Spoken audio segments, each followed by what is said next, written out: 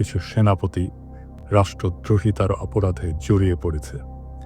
আওয়ামী লীগের কার্যক্রম নিষিদ্ধ হওয়ায় সেনাপ্রধানের নেতৃত্বাধীন জেনারেলদের একটি ক্ষুদ্র গোষ্ঠী ভীত এবং বিচলিত বোধ করছে। তারা এখনও ভারতীয় সেনা কমান্ডের প্রভাবে পরিচালিত হচ্ছে। সীমান্তের ওপারের নির্দেশে জেনারেল ওয়াকারুজ্জামান গতকাল সোমবার বঙ্গভবনে বেআইনি সেনা সমাবেশ ঘটিয়েছেন। অন্তর্বর্তীকালীন সরকার বিরোধী কোনো ঘোষণা দেওয়ার জন্য রাষ্ট্রপতি চুপ্পুকে চাপ দেওয়ার জন্য পরিকল্পনা থেকে এসব করা হচ্ছে। এমন সেনা সমাবেশ রাষ্ট্রদ্রোহিতার শামিল, যা কঠোর শাস্তিযোগ্য অপরাধ। সেনাপ্রধান গতকাল বিভিন্ন পর্যায়ের অফিসারদের সাথে বৈঠক করেছেন। সেখান থেকে গুজব রটেছে যে অন্তর্বর্তীকালীন সরকার প্রধান ডক্টর মোহাম্মদ ইউনূস সেনাপ্রধানকে অপসারণ করতে চান। এই গুজব ছড়িয়ে জুনিয়র অফিসার এবং সৈনিকদের সমর্থন আদায়ের যে চেষ্টা তারা করেছিল তা ব্যর্থ হয়েছে। আগামী কয়েকদিন সেনা অভ্যুত্থানের ঝুঁকিতে থাকবে বাংলাদেশ। তবে তরুণ অফিসার এবং সৈনিকদের সমর্থন না পাওয়ায় কুচক্রী শীর্ষ জেনারেলদের এই পরিকল্পনা সফল হওয়ার সম্ভাবনা খুবই কম। তবে সেনাবাহিনীর দেশপ্রেমিক সদস্যদের প্রতি সর্বদা ভারতীয় প্রভাবাধীন জেনারেলদের বিষয়ে সজাগ থাকার আহ্বান জানাচ্ছি।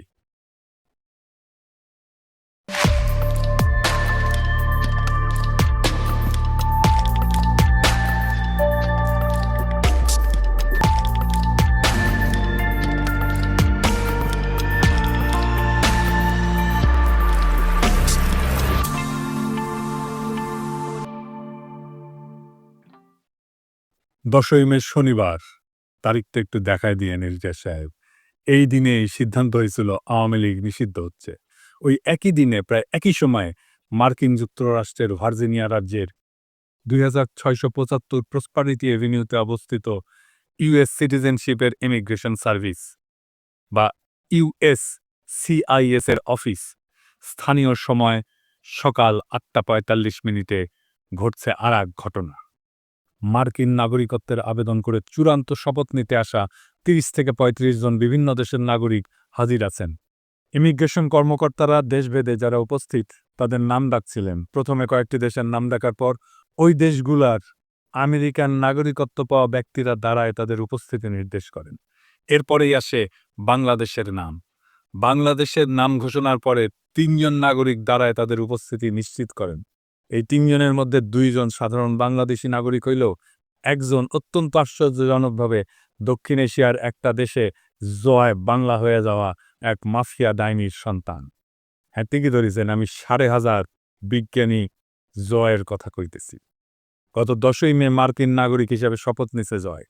কার্ল রানির পুত্র জয় আমেরিকার সংবিধানকে সমুন্নত রাখার শপথ নিছে, আমেরিকান সংবিধানের প্রতি আনুগত্য প্রকাশ করে শপথ নিছে। ওই যে কুত্তা নিয়ে বসে থাকে না, ওইটা কুত্তাটা গলে সুন্দর আছে। বাংলাদেশের মিশন সমাপ্তি ঘোষণা করে নাকে খত দিয়া আমেরিকান সিটিজেন হইলেন 5,500 বিজ্ঞানী। আওয়ামী দালালিয়া দ্বিমুখিতার স্বরূপ দেখেন।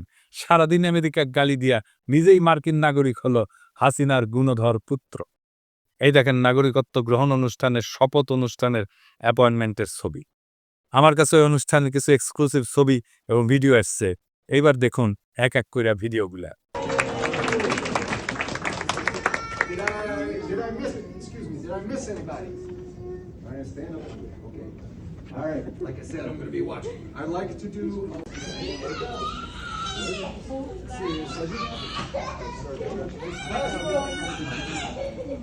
ছবিগুলো দেখান এডিটর সাহেব একটু। হ্যাঁ, পাসপোর্ট পেয়েও খুব বিষণ্ণ আইটি ইঞ্জিনিয়ার 5,500 জয়। কার্ল রানির পুত্র আর এক নমরুদের নাম জয় খুবই প্রতীকী আওয়ামী লীগের বিজয়। 1971 সেই বিজয় যারে ভুল করে আমাদের মুক্তির যুদ্ধ বলে বোঝানো হয়েছিল। নমরুদের জন্মের পর এক পাকিস্তানি কর্নেল ঠিকই তারে নমরুদ বলে অভিহিত করছিল। শুনেন কার্ল রানির নিজের মুখে। সেদিন এক কর্নেল আসলো, আমি জয়কে কোলে নিয়ে দাঁড়ানো ছিলাম ইসের কাছে, ঠিক মানে জানলার সিকের কাছে দাঁড়ানো, আমি এপাশে ও পাশে আর্মির সেই কর্নেল। সে আমাকে জিজ্ঞেস করছে যে ওরা জানে যে আমরা নাম রেখেছি, আমার মনে হয় যেটা। তো জিজ্ঞেস করো তোমার ছেলে হয়েছে নাম কি? তা আমি বললাম নাম জয়। इसका मतलब क्या है? তা আমি বললাম জয় মানে জয়, জয় মানে ভিক্টরি, জয় মানে আনন্দ, জয় মানে ভিক্টরি। যখন বলছি জয় মানে ভিক্টরি তখন ওর খুব মেজাজ খারাপ হয়ে গেল। ও ঘুরে যখন চলে যাওয়ার সময় বলতেছে और एक नमरूद पैदा हुआ। সেই নমরুদ জয়ের মার্কিন নাগরিকত্ব আর আওয়ামী লীগ চিরতরে নিষিদ্ধ হওয়ার ঘটনা ঘটল একই দিনে। এই যে এই প্রতীকী ঘটনা। আমি বলছিলাম বাংলাদেশে আওয়ামী লীগ গন কেস। জয় নিজেই আশা ছেড়ে দিয়ে বিদায় নিচ্ছে। বাকি আছে পুতুল, ওইটা ডাব্লিউএসওর চাকরির টেনশনে আধা বাক্য লইয়া যাবে। আমার অনুমান জয় নাগরিকত্বের জন্য অ্যাপ্লাই করছে 5ই আগস্টের পরে। কারণ এই প্রসেস শেষ হইতে মোটামুটি 8 মাসের মতো সময় লাগে। এই জয় মার্কিন যুক্তরাষ্ট্রের গণতন্ত্রের ন্যায্যতাকে প্রশ্নবিদ্ধ করে সমালোচনা করছিলেন। উসমানিয়া কইছিল যুক্তরাষ্ট্রের পাপেট সরকার বাংলাদেশের ক্ষমতায় না আসা পর্যন্ত বাংলাদেশের সব নির্বাচন ত্রুটিপূর্ণই হবে।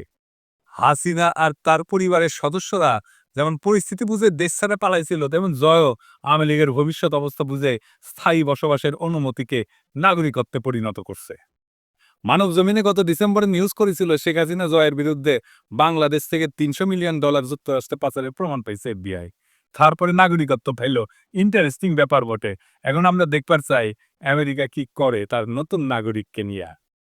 নাকি $300 মিলিয়ন লোভ ছাড়তে পারে না আমেরিকা। আওয়ামী লীগ যে ফিরে আসবে এই আশা জয় নিজেই ছেড়ে গেছে। আমেরিকায় জয়ের নাগরিকত্ব গ্রহণ শুধু ব্যক্তিগত ঘটনা না, এটা একটা প্রতীকী রাজনৈতিক মৃত্যু। আওয়ামী লীগের ভবিষ্যতের প্রতি তার নিজের অনাস্থার ঘোষণা। 10ই মে ভার্জিনিয়ায় ইউএসসিআইএস অফিসে যুক্তরাষ্ট্রের নাগরিক হিসেবে শপথ নিছে যে সজীব, এই সজীবওয়াদী জয়কে আওয়ামী লীগের ভবিষ্যৎ উত্তরাধিকারী হিসেবে নির্বাচিত করছিল। ডিজিটাল বাংলাদেশের স্থপতি বানাইছিল এবং দলের ভবিষ্যৎ নেতা বানাইছিল। অথচ এই নাগরিকত্ব গ্রহণের মাধ্যমে জয় স্পষ্টভাবে জানাই দিলেন এই দেশের রাজনীতি তার কাঁধে না, তার ভবিষ্যৎ আর এই বাংলাদেশ রাষ্ট্রে না। এই প্রতীকী বিদায়ের অর্থ কি? এইটা হইতেছে সিস্টেমিক পতনের আভ্যন্তরীণ স্বীকৃতি। জয় এখনই বুঝতে পারছে যে আওয়ামী লীগ আর টিকবে না, আওয়ামী লীগ আর ফিরবে না। সে তাই দায়িত্ব থেকে নিজেকে সরাই নিচ্ছে, কেবল বিদেশে সেফ এক্সিট নিশ্চিত করছে। 2 নাম্বার, রাজনৈতিক উত্তরাধিকার ত্যাগ করলো। শেখ হাসিনার মৃত্যুর পরে বা ক্ষমতাচ্যুতির পরে কে আওয়ামী লীগের নেতৃত্ব দেবে এই প্রশ্নের সরকারি উত্তর ছিল জয় নিবে। কিন্তু নাগরিকত্ব গ্রহণের মাধ্যমে সেই ভবিষ্যৎ সে নিজেই বাতিল করলো। এটা শুধু দায়িত্ব এড়ায় যাওয়া না, এটা আওয়ামী লীগের ভবিষ্যৎ টোটালি বন্ধ হয়ে যাওয়া। 3 নাম্বার, নেতৃত্বহীনতা এবং বাঁচার লড়াই। এখন যেটা চলতেছে তা আওয়ামী লীগের সার্ভাইভাল মোড সিস্টেম ধরে রাখা, মানে শুধু বেঁচে থাকবে কোনো মতে। হাইব্রিড নেতাদের দিয়ে আপোষ এবং যতটা পারা যায় সময় কেনা, টাইম পারচেস করা। পুতুলকে সামনে রেখে ডাব্লিউএসএতে ঢোকানোর চেষ্টা তারই অংশ। আপনি এই ঘটনাকে তুলনা করতে পারেন সোভিয়েত ইউনিয়নের কমিউনিস্ট নেতাদের পরিবারের, বিশেষ করে আমেরিকায় স্থায়ী হওয়ার ঘটনার সাথে। জোসেফ স্ট্যালিন বিখ্যাত নেতা, রাশিয়ান নেতা, তার নাতনি ক্রিস ইভান্স এখন থাকে পোর্টল্যান্ডে ও ওরিগনে যুক্তরাষ্ট্রে। এটা ছোট অ্যান্টিক দোকান এবং ভিন্টেজ দোকানের মালিক। তার মা শেতলানা আলিলুয়েভা একমাত্র কন্যা স্ট্যালিনের, সেও আমেরিকায় থাকতো, মারা গেছে 2011 সালে। সের্গেই ক্রুশ্চেভ, নিকিতা ক্রুশ্চেভের পোলা, এখন সে ব্রাউন ইউনিভার্সিটির ওয়াটসন ইনস্টিটিউটের সিনিয়র ফেলো, আমেরিকাতেই বাস করতে। 2020 সালে মারা যায় সের্গেই। সের্গের মায়া নিনা ক্রুশ্চেভ এখন নিউ ইয়র্ক যুক্তরাষ্ট্রে আছে, নিউ স্কুল ফর ইন্টারন্যাশনাল অ্যাফেয়ার্সের অধ্যাপক। এই রাশিয়া ব্যাপক আমেরিকা বিরোধিতা করলেও রুশ রাজনৈতিক এলিটেরা ভীষণ সিনিক্যাল। তারা আমেরিকাকে পছন্দ করে না, কিন্তু আমেরিকায় তার শেষ নিবাস হয়, তার অন্তিম আবাস হয় আমেরিকা। এইভাবে যখন সময় বদলায় তখন সবাই ওর উল্টা দিকে ঘুরে দাঁড়ায়। ইউরি আন্দ্রেপভ কেজিবি প্রধান ছিল, প্রাক্তন এবং সোভিয়েত নেতা। আন্দ্রেপভ প্রেসিডেন্টও ছিল। তার নাতনি তাতিয়ানা আন্দ্রোপোভা এখন মিয়ামিতে থাকে যুক্তরাষ্ট্র। সে নাচটা শেখায়, কোরিওগ্রাফি শেখায় আর কি। মিখাইল সাসলোভ এক প্রভাবশালী কমিউনিস্ট তাত্ত্বিক ছিল। তার কন্যা মায়া সুমারোকোভা এখন অস্ট্রিয়া থাকে।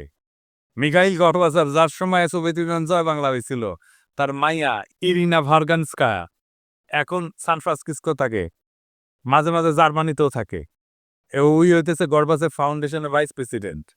সোভিয়েত রাশিয়ার এই প্রজন্মের কেউই চীন, উত্তর কোরিয়া বা কিউবার মতো তথাকথিত কমিউনিস্ট স্বপ্নের দেশগুলোতে যায়নি, বরং তারা সবাই চলে গেছে যুক্তরাষ্ট্র বা পশ্চিম ইউরোপের দেশগুলোতে, যেখানে তারা স্বাধীন পেশা বেছে নিয়েছেন, শিক্ষা গ্রহণ করছেন কিংবা দাতব্য সংগঠনে যুক্ত হয়েছেন। হাসিনা নিজে ইন্ডিয়া পলায়, বাংলাদেশে চট করে ঢুকে পড়ার খায়েশ করে, বাংলাদেশে আবার ক্ষমতায় আসার খায়েশ করে, বলে সে ক্ষমতায় আসবে, কিন্তু তার আন্ডা বাচ্চা বাংলাদেশে ফেরার দুঃস্বপ্ন দেখে না, কোনোদিন ফিরবেও না। এই সব কিছুর মানে একটাই, শাসক গোষ্ঠী নিজেরাই আর নিজেদের শাসনের ভবিষ্যৎ দেখে না। রাজনৈতিক দালালি এবং দ্বিচারিতা, একজন ব্যক্তি যে নিজেকে বাংলাদেশের ডিজিটাল বিপ্লবের রূপকার হিসেবে দাবি করত, যে আমেরিকার সিস্টেমকে সবসময় বাংলাদেশের জন্য হুমকি বলে দেখাইছে, সে নিজেই সেই সিস্টেমের নাগরিক হইতে উন্মুখ হয়ে বসে আছে। এর চেয়ে বড় দ্বিচারিতা, ভণ্ডামি আর কি হইতে পারে? একদিকে দেশে ভোটাধিকার কেড়ে নেওয়া, অন্যদিকে নিজে অত্যন্ত গর্বের সাথে গণতান্ত্রিক আমেরিকান নাগরিক হওয়া, এটি প্রমাণ করে শেখ হাসিনা পরিবার আওয়ামী লীগকে আর ভবিষ্যৎ হিসেবে দেখতেছে না। জয় গেছে, সাথে আওয়ামী লীগরেও নিয়ে গেছে। জয়ের নাগরিকত্ব গ্রহণ শুধু একটা ব্যক্তিগত সিদ্ধান্ত নয়, এটা রাজনৈতিক পলায়নের ঘোষণা। এখন যারা হাসিনা চট করে ঢুকে পড়বে বলে গাল গল্প করতেছে, আশায় আশা আওয়ামী লীগ আবার ফিরে আসবে, ভয়ঙ্করভাবে ফিরে আসবে, তারা হয়তো নিজেরাও জানে বাংলাদেশের মানুষের চোখে আওয়ামী লীগ এখন অতীত, একটা ফুরায় যাওয়া অধ্যায়। আওয়ামী লীগের শেষকৃত্যে জয় নিজেই পুরোহিত। একটা সময় ছিল জয় কইতো, বাংলাদেশে আমার সবকিছু। ফেসবুকের ডিপিতে রাখত সবুজ পাসপোর্ট। আজ সেই পাসপোর্ট রেখা সে হাজির প্রসপারিটি এভিনিউতে। নামেই তো বুঝেন সমৃদ্ধির পথ। বাংলাদেশের রাজনীতি, গণতন্ত্র, ডিজিটাল রূপকথা সব ফেলা আজ ১৫০০ জয় দাঁড়ায় আছে মার্কিন নাগরিকত্বের শপথ অনুষ্ঠানে। আওয়াজ তুলতেছেন, আমি কসম করে বলতেছি, আমি গণতন্ত্রে বিশ্বাস করি, শুধু নিজের জন্যে। ১৯৭১ সালে জয় শব্দটা দিয়া আওয়ামী লীগের অনাগত বিজয়ের স্বপ্ন দেখছিল হাসিনা। যেই হাসিনা বলতো আমার বাবা দেশ স্বাধীন করে দিয়ে গেছে, সেই হাসিনার বাপের নাতি তার নানার স্বাধীন করে যাওয়া দেশ ত্যাগ করে যখন জমিদারি চলে যায়। বাংলাদেশের রাষ্ট্র ক্ষমতা ছাড়া তার আর কিছুই মজা লাগে না। সবুজ পাসপোর্ট, দেশপ্রেম, এ সমস্তই শুধু কথার কথা। রাষ্ট্র ক্ষমতা ছাড়া তার আর কিছুই মজা লাগে না।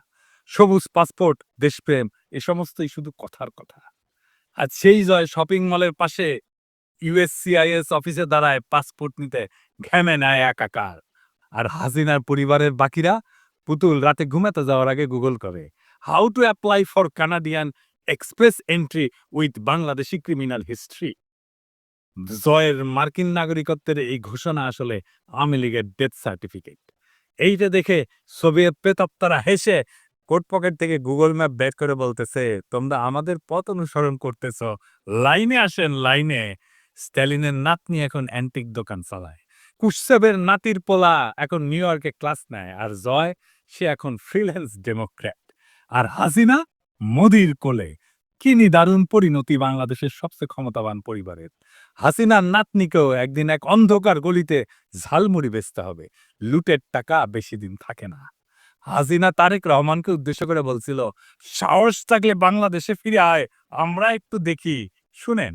তারেক জিয়া 2007 সালে মুচলেখা দিয়েছিল জীবনে আর রাজনীতি করবে না। লন্ডন যে বসে আছে, এত টাকা কোথা থেকে পায়? জনগণের টাকা আত্মসাৎ করেছে, গ্রেনেড হামলা করে আইবি রহমান সহ নেতাকর্মীকে হত্যা করেছে, অস্ত্র চোরা কারবারির সাথে জড়িত, মানি লন্ডারিংয়ের সাথে জড়িত।